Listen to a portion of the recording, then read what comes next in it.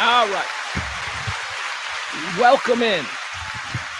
I say that. That's my verbal acne. Welcome in. I don't even know what that means.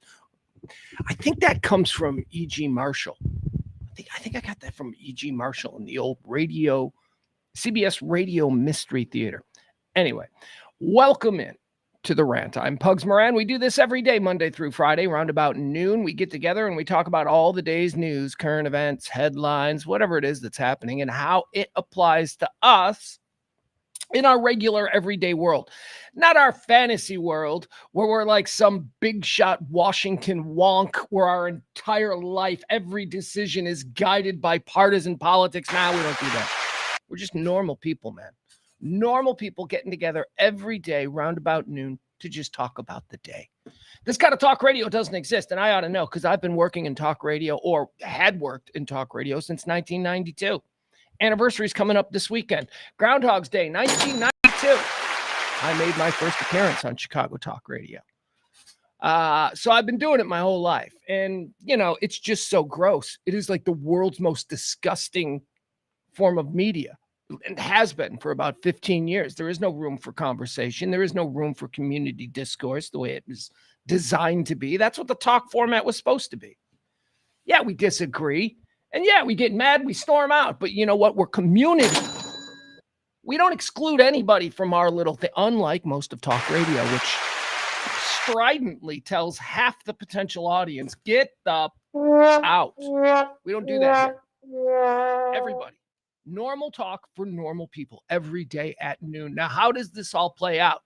Plays out in 4 segments. I perform it as a stream of consciousness because I don't have anybody else to talk to. It's just me. So stream of consciousness is, kind of like what the president did. I love this guy. This guy is, don't get me wrong, not politically. I don't know that. I don't go there. But this is, he's a guy after my own heart. He's up there, the president of the United States. He's up there. Stream of consciousness started out great. Then it got a little bit nutty, kind of like this show does about 45 minutes in every day.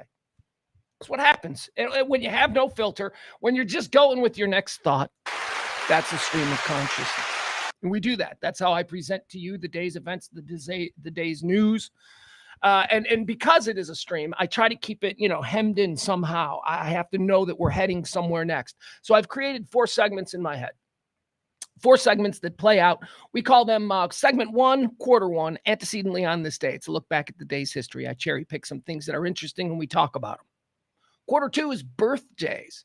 Happy birthday, celebrities. You know what that is. Do we like them or do they suck? We talk about them. It's their birthday.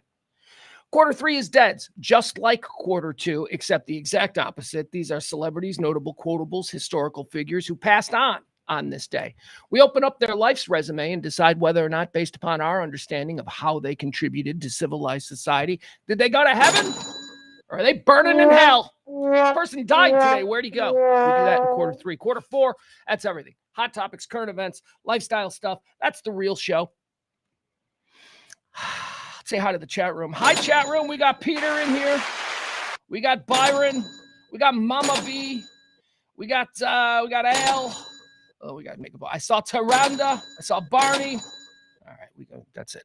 Everybody else, file in orderly and appropriately. Hold on. Small talk segment. And boy, do I have a doozy for you. We start the show with a little small talk segment. A little something to get the ball rolling. Something we can all relate to.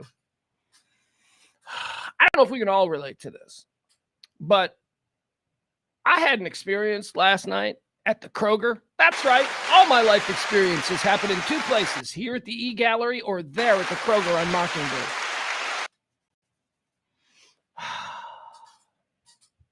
I'm a guy. I'm a normal guy. I do not. Here's something that I know. And look, I don't know, maybe you have a different, it doesn't matter. In my real life, I've been married twice. I've dated a lot of women, and I've been in a lot of relationships. By the way, all of them are good. Like I don't have a bitch ex, right? I think a lot of times when people have crap tons of like bitch exes, it's them. And you know what I mean? At some point, it's just like, you're the one. You're probably, I don't have a lot of bitch exes. All of my exes, I'll tell you, I'm not in contact with all my exes. That would be weird. But I can say fairly confidently, if I were to run into any ex of mine from any stage of my life, we would have fun. We would laugh. It would be good. There's like nobody out there who's like, not even my ex-wives. I mean, so it's a long way to me to get to this, okay? Here's one thing that I know. And I do know that there are a lot of us out there who fall into this category. But I'm not a creep, okay? I'm not a creep. I've never been a creep. I know this because I'm very, very sensitive about being a creep. I was raised by women, okay? I heard about creeps my whole life. So I know how to behave. I'm confident, but I'm not creepy. We know what creepy is. Creepy is where, somebody really wants something but doesn't have the confidence to act normal. They just take it creepy, so they stand in the corner and stare because they don't know what their next move is. I had a crisis of conscience last night at the Kroger because I didn't know how to react. Let me set the stage for you. I at Kroger, I'm picking up a little dinner. I wanted a rotisserie chicken, and I know that it's cheap chicken on Wednesdays. $5. So I got some chicken. And by the way, I'm not like a crazy person who just goes to Kroger's on my way home. It's like right there. I can either sit in traffic here, or I can just pull into the Kroger and see what I'm going to get for dinner, right? Okay. By the way, it's way cheaper than fast food and way cheap. So I'm being responsible with my almost daily trips to the Kroger. So I got my chicken and, I'm walking and I see this woman coming towards me in the Kroger. Now I don't want to overstate this, guys. I have a list of the most beautiful women that I've ever seen in my life. I've told you, I've been lucky enough to do interviews with some of the world's claimed great beauties. I still believe that the three most beautiful women I have ever sat across from and talked to is number one, Kim Kardashian. I'm sorry, you guys have never sat a foot away from her. She is flawless. She is beautiful. Same goes for Carmen Electra. Carmen Electra, I never thought anything about Carmen Electra. Then all of a sudden I'm interviewing and I'm looking at her and I'm going, oh my God, those freaking eyes are deadly in real life. The other one is Kylie Minogue. This one goes back and forth. It's either Kylie Minogue or Jane Seymour. And by the way, I'm talking about like a 55-year-old Jane Seymour. She was stunning. So I got this list just because I believe life is short and we should, appreciate great beauty at all turns, whether it's art. Certainly, we shouldn't exclude humanity from our appreciation of great beauty. So I got a list in my head. It's not a spank bank, you weirdo. It's just a list. It's just a list of fun facts pertaining to particular levels of beauty I've experienced. So I see this woman coming.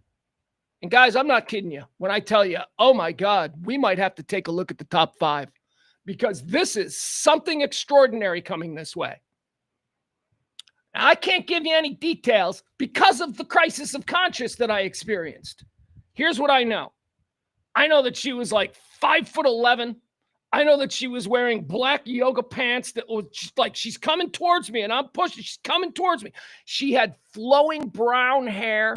She had a gazelle neck. I'm a sucker for a long neck. A long neck typically means long arms and legs. And I like tall, thin girls.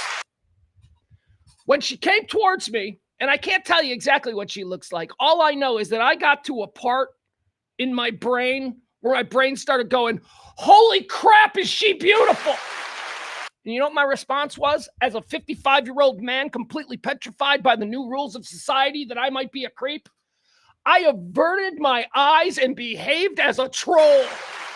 She came walking. I can't even tell you what she looks like. She came walking right by me, and my instantaneous response based on new social norms was to go, bury my head in my cart and move past and not look. Because I got this voice in my head. I'm a normal person, okay? I'm not a creep. Whatever my instincts were not wrong. They were normal, okay? Did I turn as we passed and watch her? Of course not, because I was having a crisis of conscience. That would have been the normal male reaction to encountering someone beautiful. To, as you walk by, to just instinctively go, yeah, wow, that was beauty. That's not being a creep, man. That's being a man who is wired to appreciate things. Being a creep are all the things I started running through in my head. Well, maybe I'll spend a little extra time here and take a lap around the store to run into him. That would have been creepy. Or as I was walking out, pushing my cart, thinking, I wonder if she's heading out. I haven't seen her in a bit. Maybe I'll sit in my car and wait for her to leave. That would have been creepy. I didn't do any of those things. Do you know what normal me of 15, 20 years ago would have done when seeing somebody like that in a grocery store? I would have smiled. That's it. Just smiled. Hi. That's all. Say hello and move on. But now my instinct to be a decent person who is not turned into a troll man upon seeing someone because I'm old and ugly and I don't want to be the creep.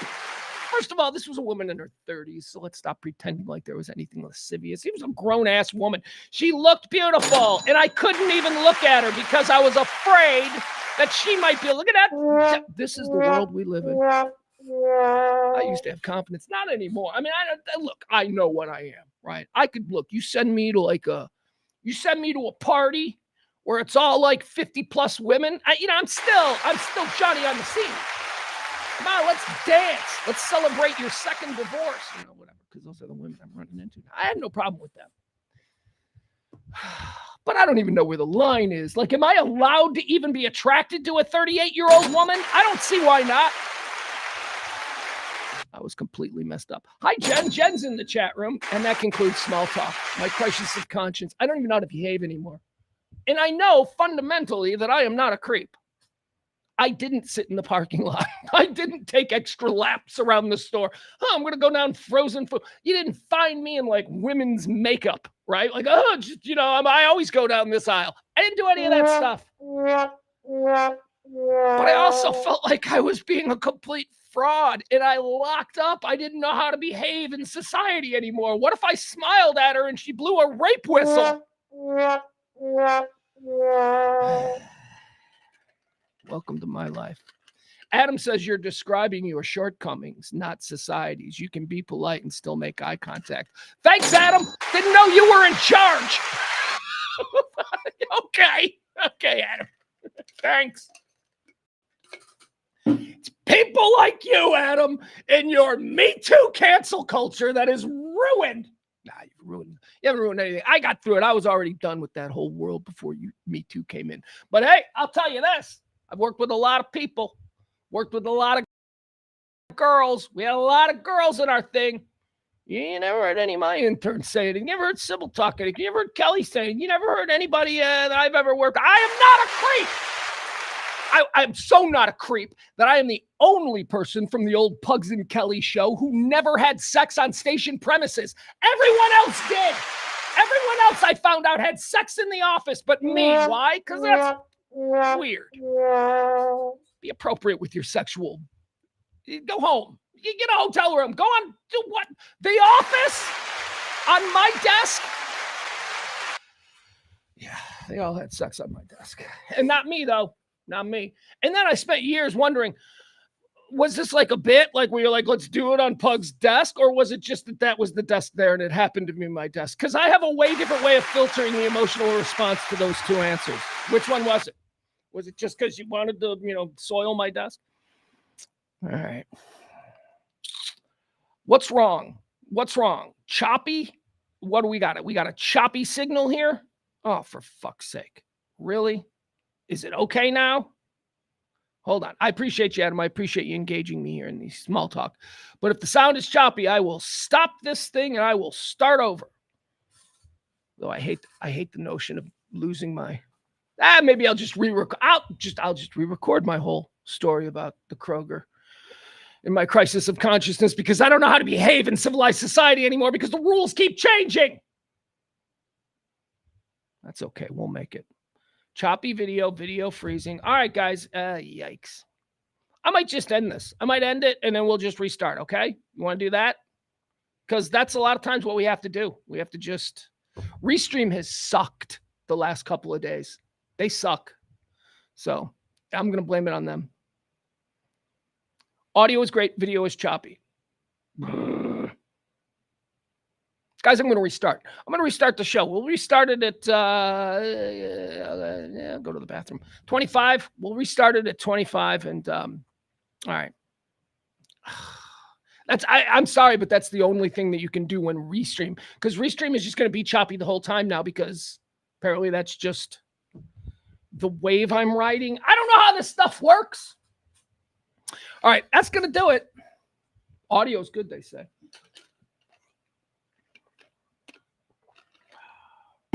I mean, see, and I really do appreciate you guys letting me know when the video is bad. Because on my end, the video is perfect. It's perfect. There has not been one glitch. See, Peter, here's the problem with the chat room. What does okay mean? You're just saying okay to something that I probably said a minute ago. You got to be more. There you go. Okay, see ya. Okay, thank you. All right, guys, I'm gonna end this and we're gonna come back. Okay, give me a couple of minutes. I'll try and reboot the entire system.